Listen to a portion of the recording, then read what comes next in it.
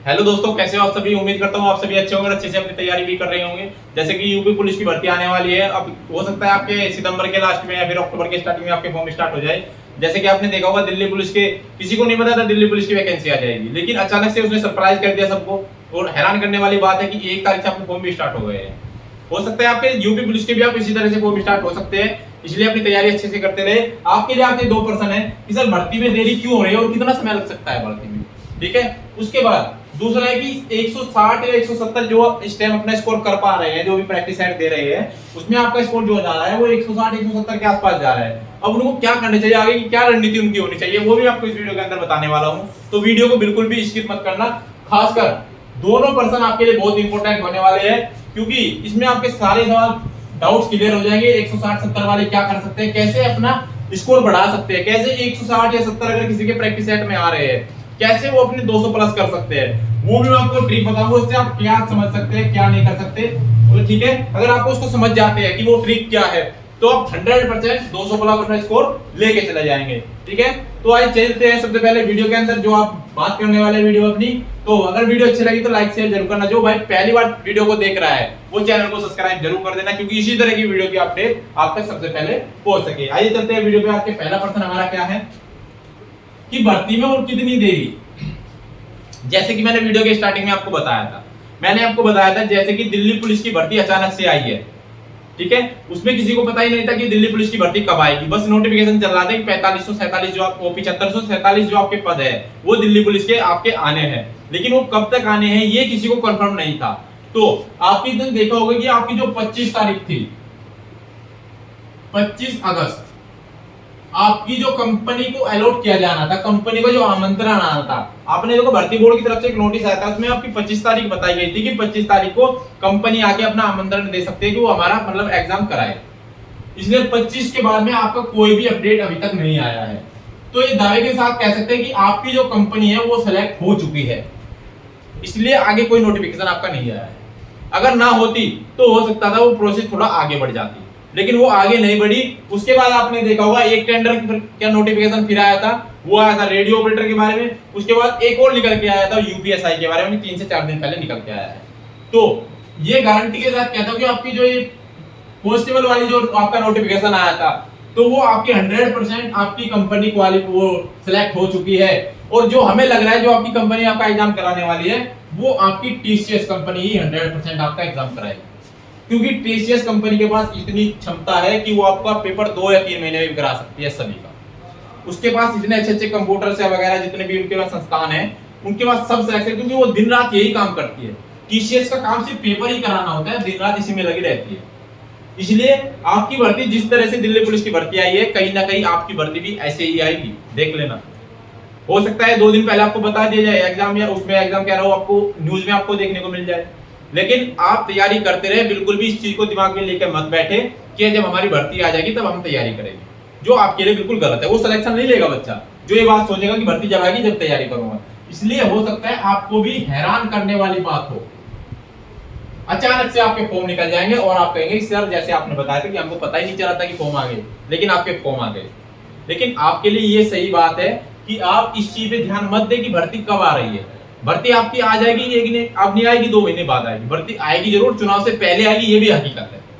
क्योंकि आपका देखा होगा भर्ती बोर्ड की तरफ से एक नोटिस जारी किया गया था, और नोटिस में आपको कहा गया था कि 25 अगस्त तक जितने मतलब कोई कंपनी आना चाहती है जो एग्जाम कराना चाहती है यूपी पुलिस की वैकेंसी का, तो वो आइए और अपना आमंत्रण दीजिए।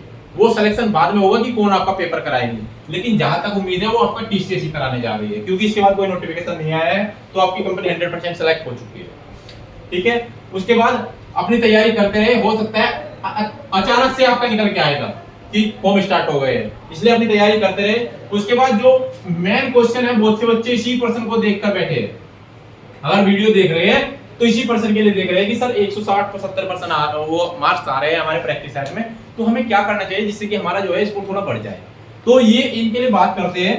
तो जो भाई हमारी तैयारी कर रहा है यूपी पुलिस कांस्टेबल की, अगर उसका प्रैक्टिस सेट 160 या 170 या 180 के आसपास जा रहा है, तो वो बहुत अच्छा स्कोर है। अगर फिलहाल में उसका जा रहा है तो वो अच्छा स्कोर क्यों है, क्योंकि अभी भर्ती में 2 से 3 महीने का समय है, और 2-3 महीने में अगर कोई अच्छे से मन लगा के तैयारी करे तो वो 200 प्लस जा सकता है।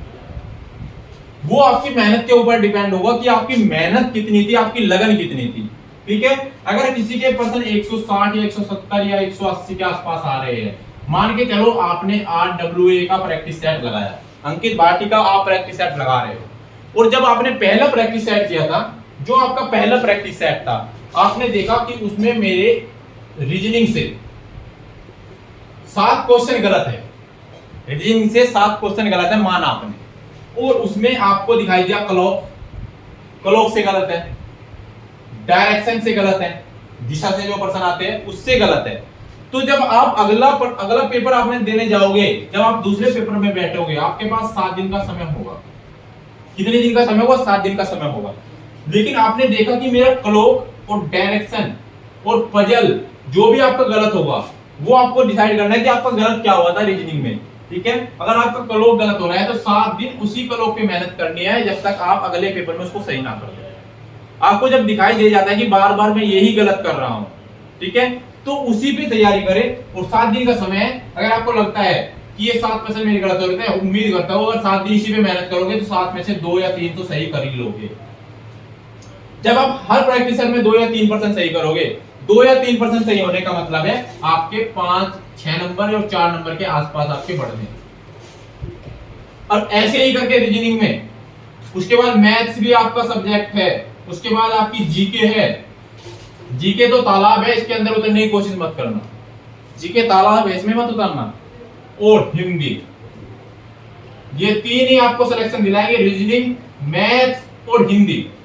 इन्हीं पे ज्यादा फोकस करना। अगर तुम्हें लगता है इनमें से हमारे बार बार पर्सन गलती होता है, आप देखते हो रचयिता सबसे ज्यादा गलती करते हो, रचयिता कि कवि लेखक कौन है, तो सबसे ज्यादा मेहनत इन्हीं पे आपको करनी है। जो पर्सन आपका गलती होता है, पहले प्रैक्टिस सेट को उसको उठा के देखिए कि हमारा गलती क्या हुआ है। जो गलती हुआ है उसी चैप्टर को खोलें, 7 दिन का समय आपके पास है, 7 दिन तक उसी पे तैयारी करें। हो सकता है अगले पेपर में आपका वो गलत ना हो।